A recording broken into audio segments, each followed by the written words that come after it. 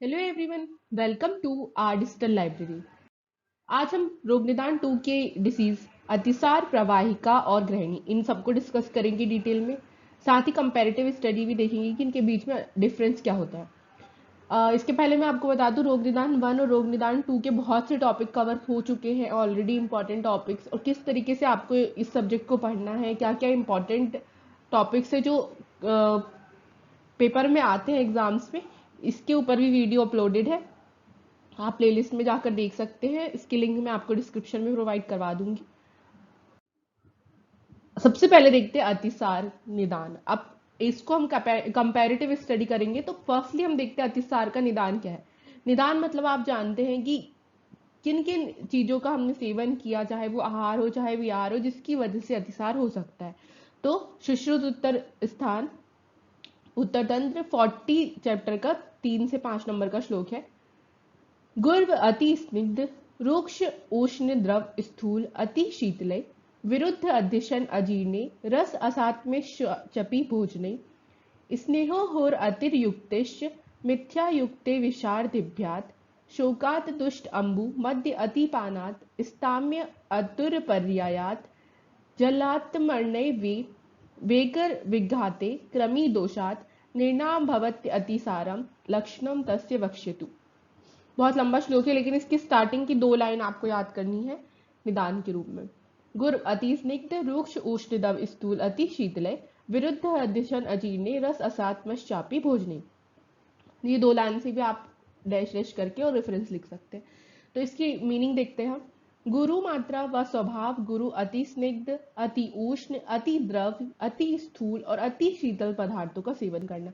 बहुत ज्यादा मात्रा में हैवी भोजन करना, या बहुत ही ज्यादा स्निग्ध भोजन करना, बहुत ही ज्यादा उष्ण या द्रव यानी लिक्विड या स्थूल सॉलिड, या फिर बहुत ही ज्यादा शीतल यानी ठंडा भोजन करना। इस वजह से अतिसार हो सकता है। अजीर्ण होना, अध्यशन, विषमाशन और विरुद्धासन, ये सब आप जानते हैं।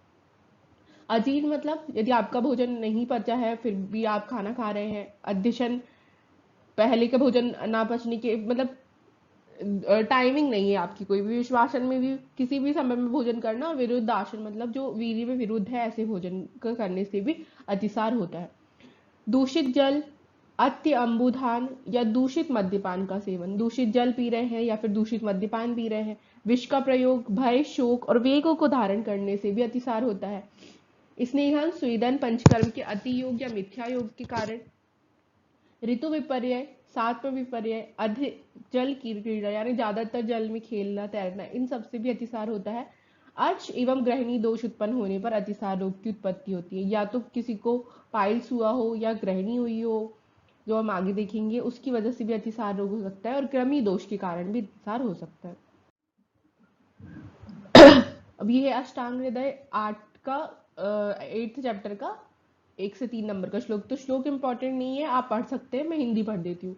अतिसार निरंतर बहुत पानी के पीने से, कृष पशु के या शुष्क मांस के सेवन से, असात्म्य भोजन, तिल पिष्टि और अंकुरित भोजन से, मद्य से, रूक्ष अन्न से, अन्न की अधिक मात्रा से, अर्श रोग से, स्नेह के विभ्रम से, क्रमियों से उपस्थित वेगों को रोकने से तथा इसी प्रकार के अन्य कारणों से कुपित वायु जलीय धातु को नीचे की ओर प्रेरित करती है।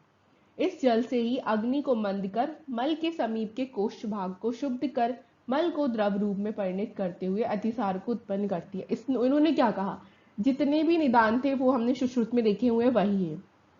अब इससे होगा क्या, इन सब के कारण कुपित वायु जो है वो जलीय धातु को, जो हमारी जल धातु है उसको नीचे की ओर प्रेरित करेगी, यानी गुदा मार्ग की तरफ प्रेरित करेगी। इससे क्या होगा, स्टमक में जाकर वो अग्नि को मंद कर देगी और आंत्र को शुद्ध कर देगी, और मल को द्रव रूप में परिणित कर देगी। अब लिक्विड है तो मल को भी वो लिक्विड रूप में परिणित कर देती है, कन्वर्ट कर देती है, और इसके कारण अतिसार रोग होता है। अब हम इसको संप्राप्ति में अच्छी तरीके से समझेंगे। अब देखते हैं प्रवाहिका रोग का निदान। प्रवाहिका को मॉडर्न में डिसेंट्री से कंपेयर किया गया है और अतिसार को डायरिया से। तो इसका श्लोक भी सुश्रुत उत्तर तंत्र में दिया हुआ है 40वें नंबर के चैप्टर में। वायु प्रबद्धो निचित बलास्त न्युत अधास्त अहित आशनस्य प्रवाहन मानस से मुहुर्मलाक्त प्रवाहिका ताम वदंती तजकिया। मतलब वायु जो है वो निचितम यानी चिपके हुए, बलास मतलब होता है कफ को, नीचे की ओर प्रेरित करती है। ठीक है, न्युत्यति अधो अहिताश्रस का मतलब होता है नीचे की ओर प्रेरित करती है, यानी बढ़ी हुई वायु चिपके हुए कफ को नीचे की ओर प्रेरित करती है। इसकी वजह से क्या होता है, प्रवाह तो अल्प मलाप्ति, इसका मतलब होता है कि मल त्यागते समय जो व्यक्ति है वो जोर लगाता है और फिर भी जो मल है वो कम मात्रा में निकलता है, यानी कुंठन होगा, वो उसको वो बहुत ज्यादा अति मात्रा में जोर लगाएगा मल को निकालने के लिए, पर मल जो है वो फिर भी कम मात्रा में निकलता है। तो ये था प्रवाहिका रोग का निदान, और जो भी आप समझ लीजिए संप्राप्ति, निदान तो सेम ही है। ग्रहणी मतलब एब्जॉर्प्शन सिंड्रोम, अभोजनात्, अजीर्ण, अति भोजनात्, विश्वासनात्, असात्म्य गुरु शीत, अति रुक्ष संदुष्ट भोजनात्, विरेक वमन स्नेह विभ्रम व्याधि कर्षणात्, देश काल आतुर वैषम्यात्, वेगा नाम च विधारणात्। बहुत इजी सा श्लोक है चरक चिकित्सा स्थान का। अतिसार से ग्रसित हो, यदि किसी को अतिसार हुआ हो तो उसके बाद वो ग्रहणी में कन्वर्ट हो सकता है, इसको हम मेल एब्जॉर्प्शन सिंड्रोम कहते हैं।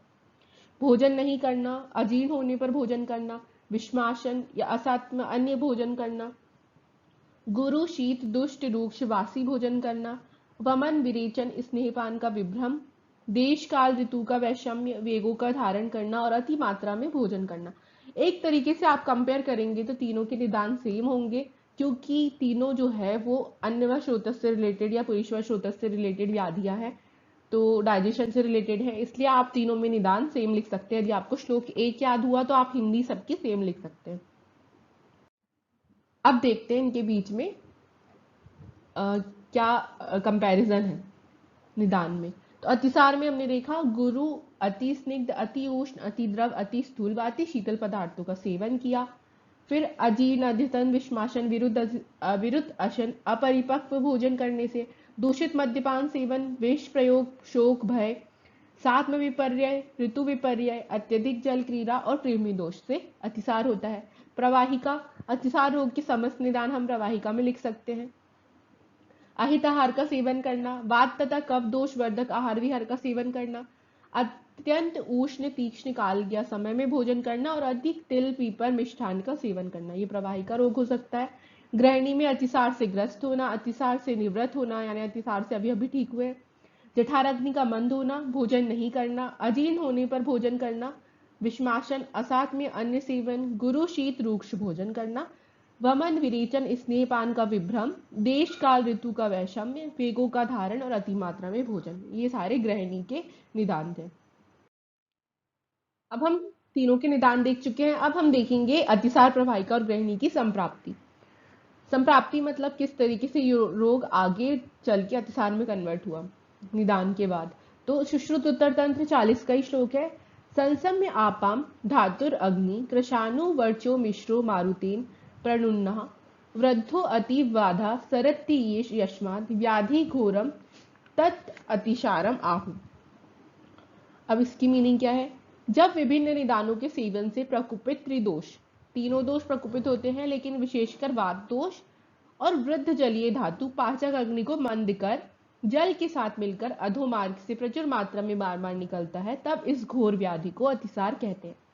देखिए, जब हमने अष्टांग हृदय का निदान का श्लोक पढ़ा था तो उन्होंने भी उस पर लास्ट में चल के यही बात कही थी कि जब निदानों का सेवन हम अधिक मात्रा में करेंगे तो त्रिदोष प्रकोपित होंगे और विशेषकर वात प्रकोपित होगी। अब वात प्रकोपित होने के कारण वो जलीय धातु को नीचे की ओर ले जाएगी, यानी स्टमक में, इंटेस्टाइन में ले जाकर वहां पर हमारी पाचक अग्नि को मंद कर देती है, और जब द्रव भाग है, जलीय भाग है, वो मल के साथ मिल जाता है तो मल को भी द्रवित कर देता है, यानी ज्यादा लिक्विडफाई कर देता है और गुद मार्ग से बहुत प्रचुर मात्रा में बार बार निकलता है। तो इस घोर व्याधि को हम अतिसार या डायरिया कहते हैं। ये है इसकी संप्राप्ति चक्र। निदान सेवन किया, अग्निमंद हुई, आम दोष की उत्पत्ति हुई, आंत्र में शोक, वात का प्रकोप, दोष एवं आम का पक्वाशयगत होना, पुरीश व उदक व श्रोतों की दुष्टि, कफ पित्त रस रक्त जल मूत्र श्वेत मेद, ये सारी जलीय धातु है, इनकी वृद्धि होगी। जलीय धातु पुरीश के साथ मिश्रित होकर वायु के द्वारा अधो मार्ग गमनात् प्रेरित होती है, अति मात्रा में और अधिक संख्या में गुद मार्ग से निकलती है, तो उसको हम अतिसार कहते हैं। अब प्रवाहिका की संप्राप्ति श्लोक नहीं है, आप देख सकते श्लोक जो हमने निदान वाला श्लोक लिखा था वो आप प्रवाहिका की संप्राप्ति में लिख सकते हैं। निदान का सेवन किया तो कफ की दुष्टि हुई, पित्त की दुष्टि हुई और वात की दुष्टि हुई, तीनों का अलग अलग प्रकार से हम देखते हैं। जब कफ की दुष्टि होगी तो वामाशय में जाएगा होगा, अन्न व श्रोत्र की दुष्टि होगी और विमार गमन होने से आहार का ऊर्ध्व और अधोमार्ग से आम रूप में शरीर से बाहर निकलता है। पित्त की दृष्टि में अग्निमंद होगा, आम विष में परिणित होगा वो, और रस की दृष्टि होगी, फिर आहार का ऊर्ध्व और अधोमार्ग से आम रूप में शरीर से बाहर निकलता है। और वात दृष्टि में पक्वाशय में पुरीश्वर स्रोतस में दृष्टि होगी और अति प्रवृत्ति के रूप कारण आहार ऊर्ध्व और अधोमार्ग से आम रूप में शरीर से बाहर निकलता है। तो ये सिंपल सी संप्राप्ति थी प्रवाहिका की। आप इसमें सेम उसकी तरह भी लिख सकते हैं अतिसार की तरह, लेकिन वहां पर एक चीज चेंज हो जाएगी कि यहाँ पर अतिसार में जो मल है वो बार बार अधिक मात्रा में लिक्विड रूप में बाहर निकलता है, लेकिन प्रवाहिका पर जब इंसान बहुत ज्यादा जोर भी लगाता है, कुंथन भी करता है, तो भी मल जो है वो बहुत कम मात्रा में बाहर निकलता है। अब ग्रहणी की संप्राप्ति देखते हैं। अति सारे निवृत्ते अपि मंद अग्नि अहित अश्नम भूया संदुष्टो अग्निम ग्रहणीम विदुष्येत। इसका मतलब क्या है? अतिसार के निदान का सेवन किया या फिर अष्टाहार विधि विशेष आयतन की उपेक्षा कर निदान सेवन तथा चिंता भय क्रोध और शोक के कारण अग्निमंत होगा। अब इसमें अतिसार के निदान का सेवन तो हम देख चुके हैं कि अतिसार के बाद ग्रहणी रोग हो सकता है। साथ ही साथ अष्टाहार विधि विशेषायतन क्या होते हैं, इसमें वीडियो अपलोडेड है, बहुत इंपॉर्टेंट टॉपिक है। यदि उसको फॉलो नहीं किया गया, चिंता भय क्रोध और शोक के कारण अग्नि मंद हो जाएगी, उसके कारण अतिसार रोग होगा। अतिसार होने के बाद क्या होगा? अग्नि अधिष्ठान की दुष्टि यानी ग्रहणी, ग्रहणी मतलब होता है ड्यूडेनम की विकृति होगी। आहार के पाचक भाव और पाचक श्रावों का अल्प श्रावण या मर, जो भी डाइजेस्टिव फ्लूइड है या फिर एंजाइम्स है उनका कम मात्रा में वहां से सिक्रीशन होना, आम की उत्पत्ति होना, साममल एवं आम विष की उत्पत्ति होना, मुहुर्बद्धम मुहुर्द्रवम, बहुत इंपॉर्टेंट है। ये हम बोल सकते हैं कि ग्रहणी का प्रत्यात्म लक्षण भी होता है मुहुर्बद्धम मुहुर्द्रवम, मतलब कभी कभी बार बार बद्ध मल यानी सॉलिड या हार्ड स्टूल पास होती है और बार बार लिक्विड स्टूल पास होती है, तो इस पे दोनों प्रकार को देखने को मिलता है। और शूल के साथ कभी पक्व और कभी मल अपक्व मल की प्रवृत्ति होती है। तो ये थी ग्रहणी की संप्राप्ति और चक्र। अब हम देखते हैं संप्राप्ति घटक। तो तीनों का कंपैरिजन बताया गया है। अतिसार में दोष वात प्रधान त्रिदोष होगा, हम देख चुके हैं। प्रवाहिका में कफ और वात और ग्रहणी में त्रिदोष होता है। अतिसार में दोष उदक और पुरीश, प्रवाहिका में मल और अन्न और ग्रहणी में अन्न और रस। फिर अतिसार में श्रुतस पुरीश वह उदक वह अन्न वह, प्रवाहिका में पुरीश वह उदक वह और ग्रहणी में अन्न वह और पुरीश वह। आप कॉमन भी श्रोतस लिख सकते हैं क्योंकि तीनों कहीं ना कहीं पुरीश वह अन्य वह श्रोतस से ही रिलेटेड व्याधियां हैं। श्रोतदृष्टि अतिसार में अति प्रवृत्ति होगी। गुदेन बहुद्रव शरणम अतिसारम यानी गुदा मार्ग से बहुत अधिक मात्रा में लिक्विड स्टूल पास होना अतिसार कहलाता है, तो अति प्रवृत्ति हुई। प्रवाहिका संग पश्चात अति प्रवृत्ति, यहाँ पर क्या हो रहा था? कुंथने यानी प्रवाह तो अल्पम मलावते यानी कुंथन करने के बाद भी थोड़ी मात्रा में मल निकल रहा था, यानी कहीं ना कहीं संग है पर बार बार हो रहा है, तो अति प्रवृत्ति भी हो सकती है उसके बाद। और गृहिणी में मूर्धबद्धम मूर्धद्रवम मतलब अति प्रवृत्ति में मल या तो सॉलिड फॉर्म में निकलेगा या लिक्विड फॉर्म में। अतिसार का अधिष्ठान पक्वाशय है, प्रवाहिका का भी पक्वाशय है और ग्रहणी का पित्तधरा कला या फिर ग्रहणी ड्यूडेनम।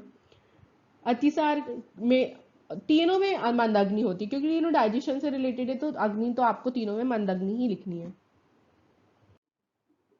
नेक्स्ट है अतिसार के भेद। तो सबसे पहले आपको याद रखने हैं क्योंकि श्लोक में षट विदम आता है, यानी अतिसार के 6 भेद बताए गए हैं आचार्य चरक द्वारा। वातज पित्तज कफज सन्निपातज आगंतुज और शोक। अब सुश्रुत ने क्या बताया है? भयज या आगंतुज की जगह आमज बताए हैं उन्होंने, ये आपको चीज याद रखनी है। 6 इन्होंने भी बताए हैं, वातज पित्तज कफज सन्निपातज आमज और शोकज। तो ये इंपॉर्टेंट चीज हो गई कि आमज अतिसार का भेद किसने बताया? तो सुश्रुत ने, और बागभट ने सेम आचार्य चरक की तरह ही बताया। नेक्स्ट देखते हैं भेद व लक्षण किसके? प्रवाहिका के। अभी हमने अतिसार के भेद देखे, अब प्रवाहिका का भेद क्या है? आचार्य सुश्रुत ने कारण और लक्षण के अनुसार पर प्रवाहिका के 4 भेद वर्णित किए हैं। वातिक, जिसपे रूक्ष द्रव के सेवन करने से होता है, और इसके विशेष लक्षण क्या होगा? सशूल प्रवाहन, यानी पेन के साथ प्रवाहन होगा। पित्तिक, तीक्ष्ण या उष्ण सेवन से होता है। दाह युक्त प्रवाहन होगा। श्लेष्मा में स्निग्ध या मधुर के सेवन से होता है, तो श्लेष्मा युक्त प्रवाहन यानी कफ के साथ मल पास होगा। और रक्तज में तीक्ष्ण उष्ण की वजह से होता है, तो रक्त युक्त प्रवाहन होगा। ये उसका श्लोक है लक्षण का या भेद का, आप याद कर सकते हैं। अब ग्रहणी के भेद। आचार्य चरक ने 4 माने हैं, वातज, पित्तज, कफज और सन्निपातज। आचार्य सुश्रुत ने वातज, पित्तज, कफज, सन्निपातज, लेकिन आचार्य माधव ने वातज, पित्तज, कफज, सन्निपातज के साथ साथ संग्रह ग्रहणी और घटी यंत्र ग्रहणी 2 एक्स्ट्रा माने हैं, यानी टोटल 6। अतिसार के पूर्व रूप। अतिसार के पूर्व रूप क्या होंगे? हन्याभि पायु उदर कुक्षि तोद गात्र अवसाद अनिल सन्निरोधा विट संग आद्यमान आद्य विपाको भविष्य तस्य पुरः सराणी। इसका मतलब क्या होगा कि अतिसार में हमको क्या क्या देखने मिलता है? हृदय, नाभि, गुदा, उदर और कुक्षि प्रदेश में सूची भेदनवत पीड़ा होती है, यानी कुछ बहुत ज्यादा तीव्र वेदना होगी, कुछ चुभ रहा है, हमें ऐसा प्रतीत होता है। अंगों में शिथिलता, क्योंकि डिहाइड्रेशन की कंडीशन भी देखने मिलती है डायरिया में, आप जानते हैं, तो वहां पर शिथिलता हो जाती है, यानी अंग जो है हमारे हाथ पैर है वो एकदम वीकनेस वहां पे हो जाती है। वायु, अपान वायु का अवरोध होने लगता है, मल की प्रवृत्ति का अभाव, आद्यमान और भोजन का अविपाक आदि। अब यही पूर्व रूप आप प्रवाहिका के भी लिख सकते हैं। नेक्स्ट देखते हैं ग्रहणी के पूर्व रूप। आचार्य चरक के अनुसार तृष्णा, आलस्य, बलछ है, अन्य विधा, आहार का देर से पचना और शरीर में भारीपन। सुश्रुत, अरुचि, कास, कर्णश्वेद और आंत्र कुंचन। आचार्य बागभट, सदन, भोजन देर से पाचन, अम्ल उद्गार, प्रसेक, मुख वैरस्य, अरुचि और तृष्णा। इसका मतलब होता है, देखिए बाकी की मीनिंग तो आपको पता होगी, यहाँ पर मैं आपको बता देती हूँ। प्रसेक मतलब बार बार थूक आना, मुख वैरस यानी मुख का टेस्ट चला जाए, कड़वा सा लगेगा, भोजन में अरुचि होगी, तृष्णा होगी। कॉमन सी चीज है कि यदि किसी के डाइजेशन में प्रॉब्लम है तो उनको ये सब चीजें होना जनरल बात है। अब देखते हैं अतिसार का सामान्य लक्षण, बहुत ज्यादा इंपॉर्टेंट है तीनों के सामान्य लक्षण या रूप जिसको हम बोलते हैं। तो गुदेन बहुद्रव शरणम अतिसारा, गुदा मार्ग से द्रव मल का, लिक्विड मल का बार बार निकलना ही अतिसार का सामान्य लक्षण है। प्रवाहिका, प्रवाह तो अल्पम मलावते, इसका मतलब है अल्प मल के साथ केवल कफ धातु का गुद मार्ग से निस्सरण,